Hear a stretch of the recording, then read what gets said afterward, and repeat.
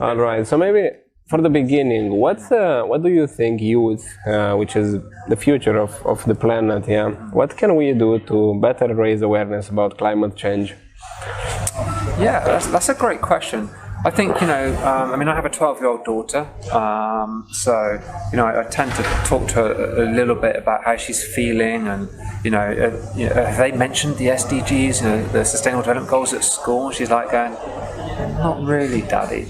So I think, in this first instance, if we look at the fact that there's 17 goals, 169 targets in that space, is to actually engage the schools and actually get the teachers enthused about this, because, essentially any subject that they're teaching will come in 1, 2, 3, or 4 of the Sustainable Development Goals.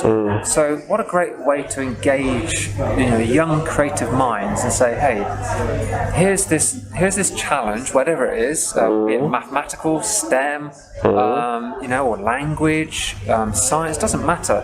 If we can infuse that and show how it relates to some of the sustainable goals, I think the children will be start to amongst themselves talk about this, and then they'll realise that, hey, if we get them thinking entrepreneurially, teach them entrepreneurial skill and say, here's a challenge, how would you solve this? And their unrestricted, unbiased minds will come up with all manner of amazing ideas.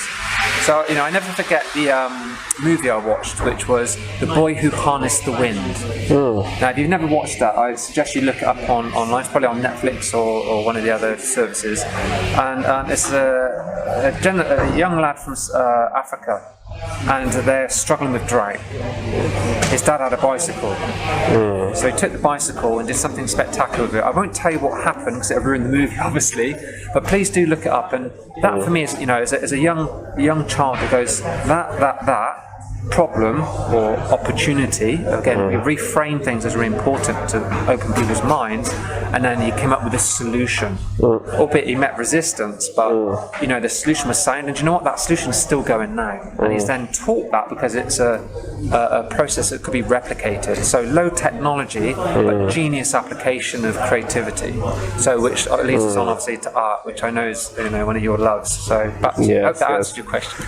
Well, again, a lot of points. Thank you so much. You're welcome. We are working with arts. We are trying to make climate change more appealing, more attractive, more colorful, to say so. Because sometimes speaking about climate change can be quite depressive, maybe, or people get anxious when hearing these terms. Again, you work in television, you work with communication, you have great background with these two fields. So, what would you say that in your opinion, how can we combine arts with climate change to better communicate about these topics? Great question. I mean, I think for me it's to show how, say, from a tribal or indigenous people's perspective, how they're navigating the change in the climate, how they're pivoting and how they're adapting. Obviously, we know there's technologies to come. I'm privy to some of them, and blessed to see the horizon that's the new dawn that's gonna be with us soon. And it's a case of sharing their stories, and bottom line, when we communicate, it's story. Stories sell, so that stories engage, stories inspire. And I think if we use the narrative of our brothers and sisters from shores afar and from different continents, and show what a day in the life of their experience looks like, and that's one of the things that children love to do, is they love to share experiences, connect, and the old idea of a pen pal, but now it's like a Zoom pal, right? Digitally.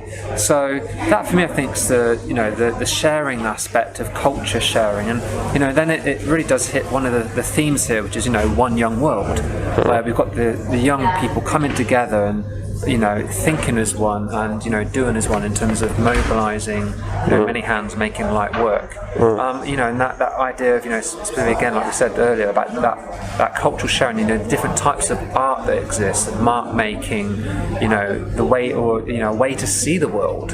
So seeing a different world through their eyes. I think that's really inspiring. So that for me, I think it's storytelling and providing a platform for those stories to be heard, which I sort of alluded to earlier. We might be working on something in that space. So watch the space of what materializes. Storytelling. That's the key takeaway. 100%. Yeah.